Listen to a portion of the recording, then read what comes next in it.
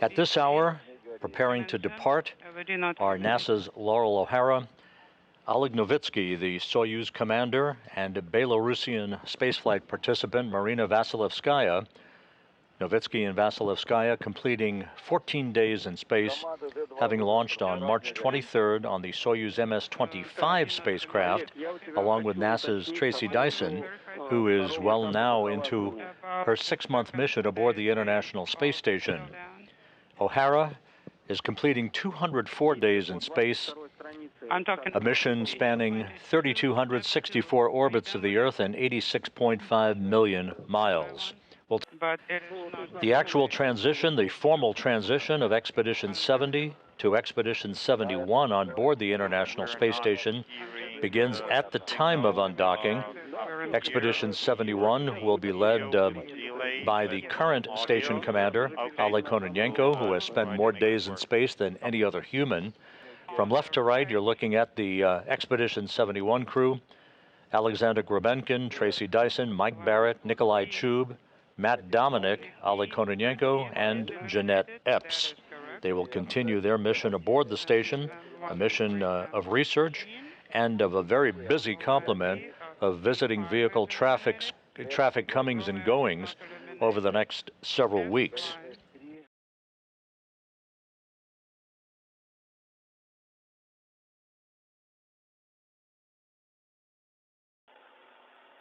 As we prepare to see the 3 returning crew members enter the Soyuz, the report back from the Russian Mission Control Center in Korolyov is that Soyuz has been transitioned to autonomous power. And there's Loral O'Hara. Expedition 21, and also, of course, expedition of ISS.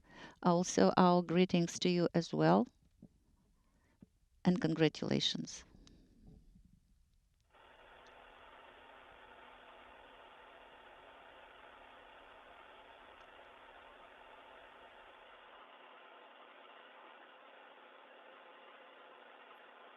And with that, a final wave from Vasilevskaya and O'Hara, and now Novitskiy on board the Soyuz, having bid farewell to their expedition colleagues.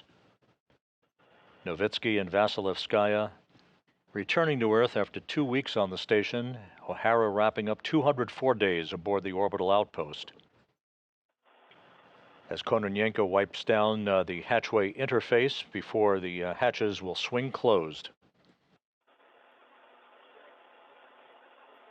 The International Space Station currently flying 260 miles over Osaka, Japan.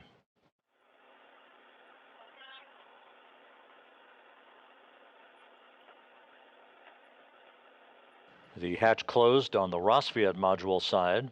They will be standing by for confirmation of the Soyuz hatch closure. Moscow station on space to ground 1. Go ahead on space to ground 1. The station hatch is closed. Oleg, copy all. We saw it all. Thank you. Everything is great.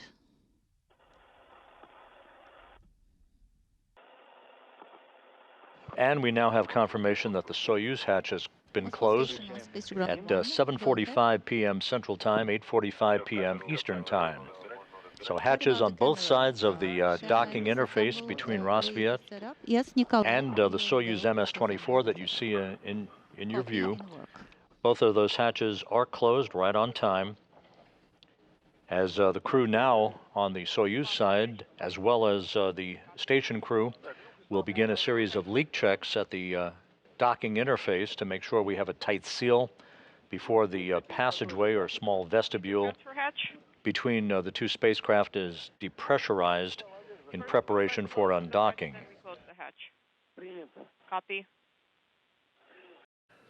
All of the Soyuz systems in good shape as we are about to embark on the departure of the Soyuz MS-24 from the Rassvet module, beginning the journey home for NASA's Loral O'Hara, Roscosmos Soyuz commander Oleg Novitskiy, and Belarus spaceflight participant Marina Vasilevskaya.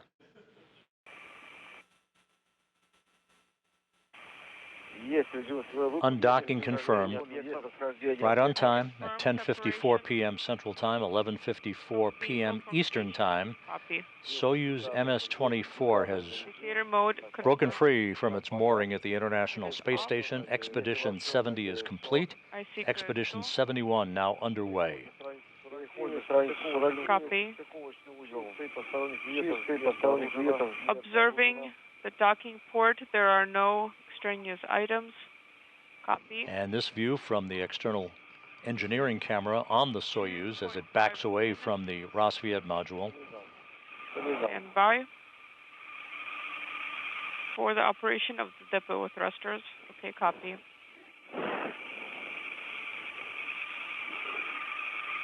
Soyuz MS-24 now undocked from the International Space Station. Loral O'Hara, Oleg Novitskiy, Marina Vasilevskaya beginning the journey home.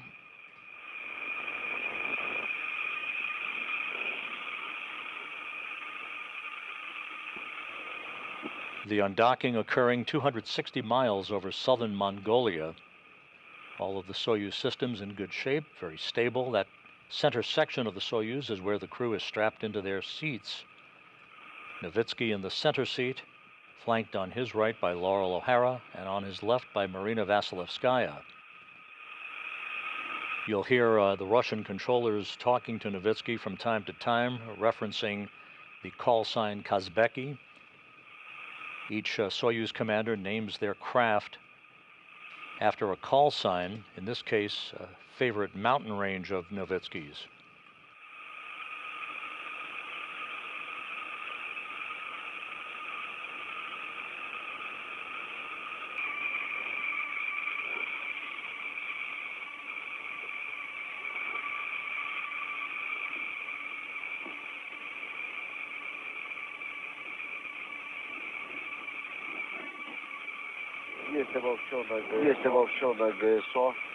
Join the GSO, confirmed. Copy, stand by for the second burn.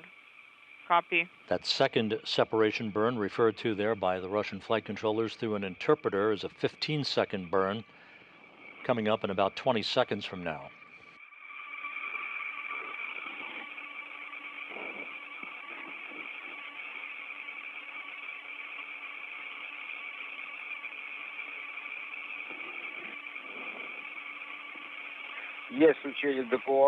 Thruster ignition.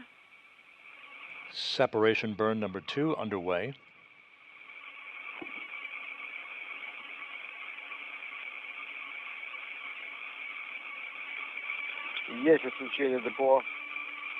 Thrusters are off. Copy.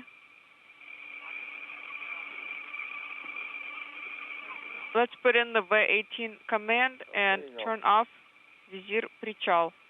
And a good pair of separation burns for the Soyuz, now well underway, backing away in increasing velocity from the International Space Station. And this engineering view from the perspective of the Soyuz crew, that cross-haired data camera that you are familiar with from previous Russian operations with Soyuz and Progress vehicles. To the transport position. And a good view as the Soyuz crosses just past the limb of the Earth.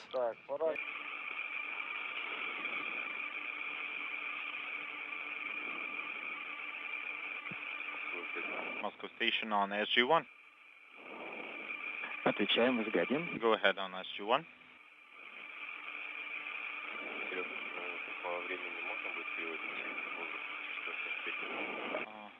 Unintelligible.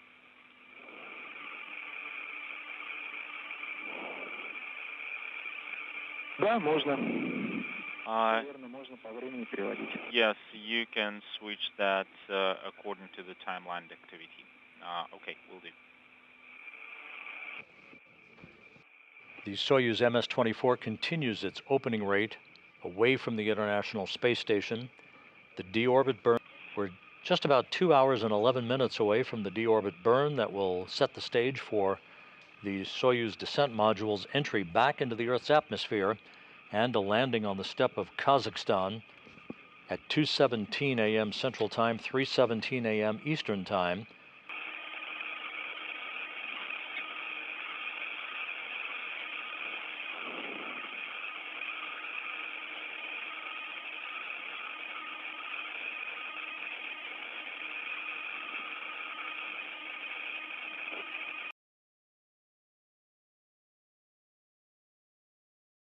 At the landing site southeast of Zhezkazgan, it's a beautiful Saturday afternoon with just a few clouds at 10,000 feet, winds out of the southwest at about 6 knots, and the temperature expected to be around 60 degrees Fahrenheit for a balmy spring return to Earth for Loral O'Hara, Oleg Novitskiy, and Marina Vasilevskaya.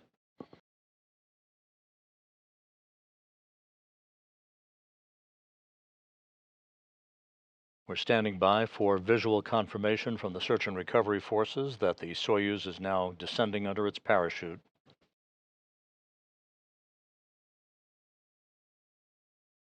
Coming up on 12.5 minutes until touchdown.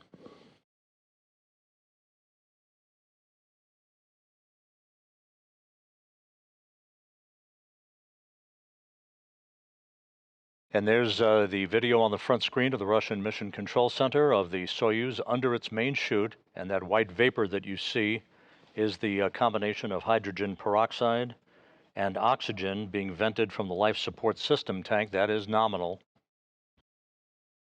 Time to touchdown, 11 minutes, 40 seconds.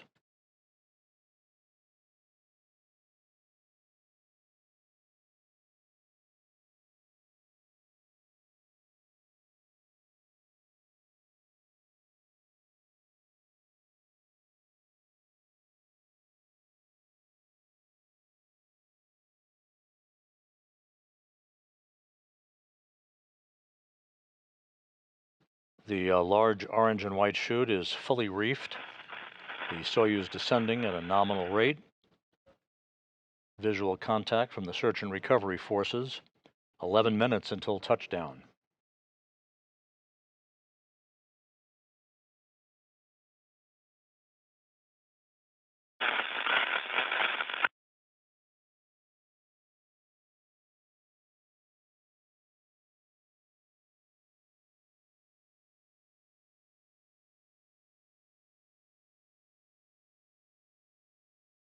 Now we're getting our full view of the Soyuz descending under its chute. The heat shield has been jettisoned.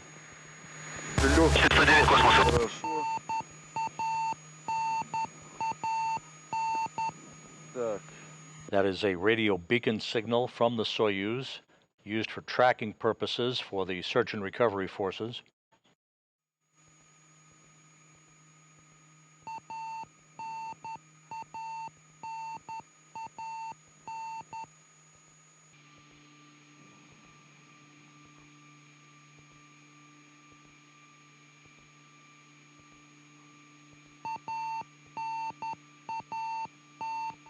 Just over a minute until touchdown, 600 meters off the ground. Meters. Cosmos 906. Группе 4 единицы, подходим к объекту. Берем на сопровождение. 4 units are approaching the object. I can see the ground now. The altitude is 500 meters. Can you see a helicopter? No, I can't. There is one of the Russian Mi-8 helicopters circling the vicinity, another one. Once the Soyuz touches down, so will those helos in sequential fashion to begin the heart of the extraction process as they remove the crew from the descent module. We should see the horizon here any moment. All right, we will be keeping silent here and waiting for the landing.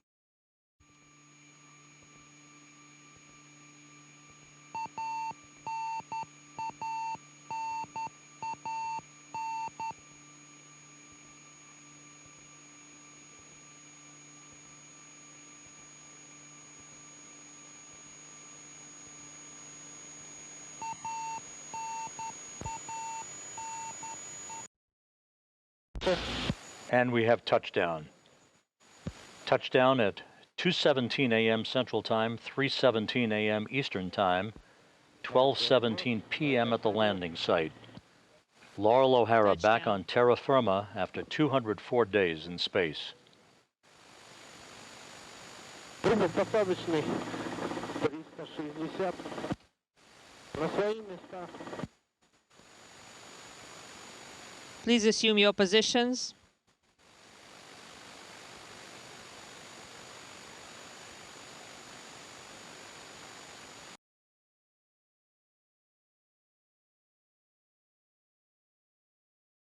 And as they say, timing is everything, as we now are back at the landing site, watching the beginning of the extraction of the crew, the search and recovery forces, the RSC Energia personnel on the scene to begin removing the crew members one by one. They'll be placed in chairs right by the capsule so that they can have a few minutes to regain their land legs.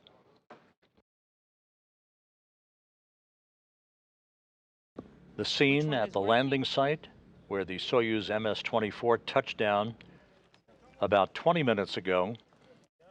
What are you guys doing here? You can see the 3 chairs set up for the crew members who will be extracted and placed in those chairs to have a few minutes to regain their land legs. They'll then be carried into a nearby inflatable medical tent for preliminary medical exams and to remove their Sokol launch and entry suits.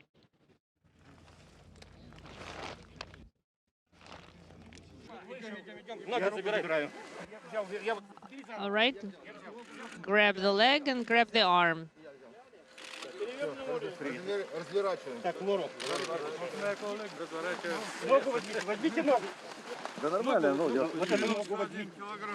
Looks like everything is fine.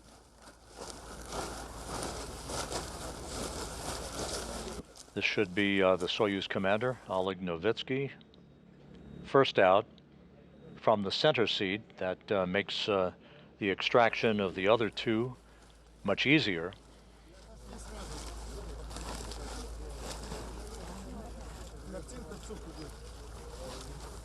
We are broadcasting straight to MCCM.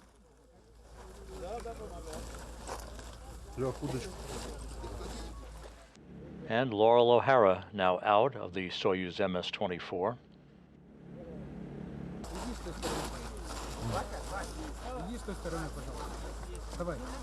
O'Hara back on Earth after 204 days in space.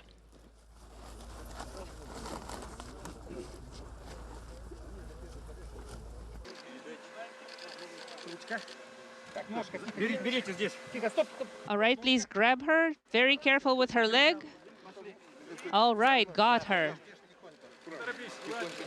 Marina Vasilevskaya now out of the Soyuz MS-24.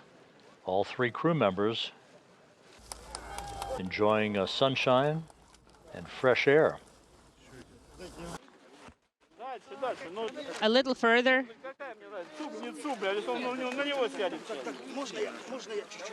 Don't overcrowd, please. Take a couple of steps back. 2 more steps back, please, everyone.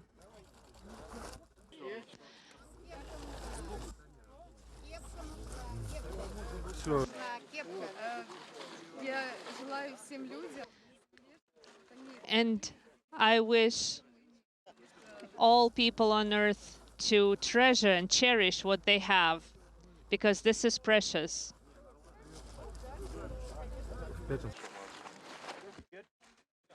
And a good view of Loral O'Hara with a thumbs up. Each of the crew members being presented with a Matryoshka doll, the stacking dolls that bear the resemblance of each crew member. All right, you guys are good? Yes. All right.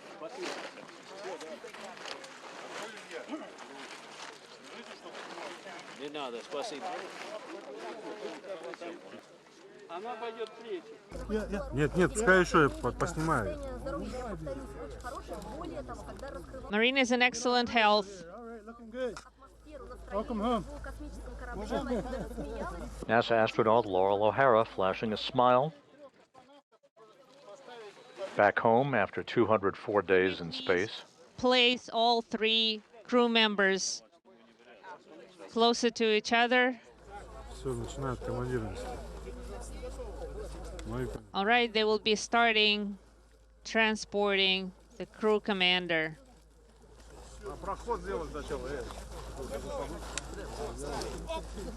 Please make way. And now the process of bringing the crew members one by one in their chairs to the nearby inflatable medical tent. Novitskiy first. Be very careful, there are some wires on the ground.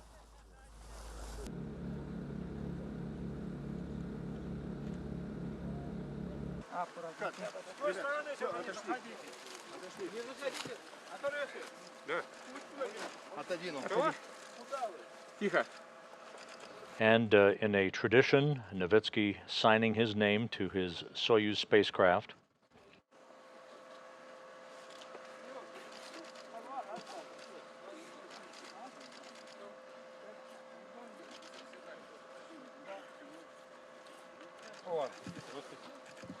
Thank you for your work.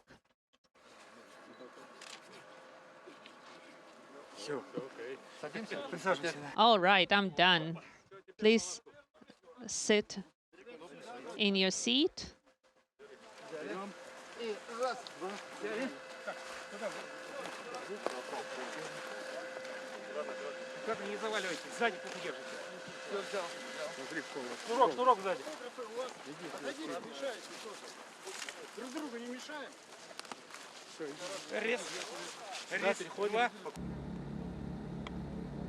Oleg Novitskiy being carried, as is the tradition, into the inflatable medical tent nearby, where he will undergo initial medical exams and change into more comfortable clothing, removing his Sokol launch and entry suit.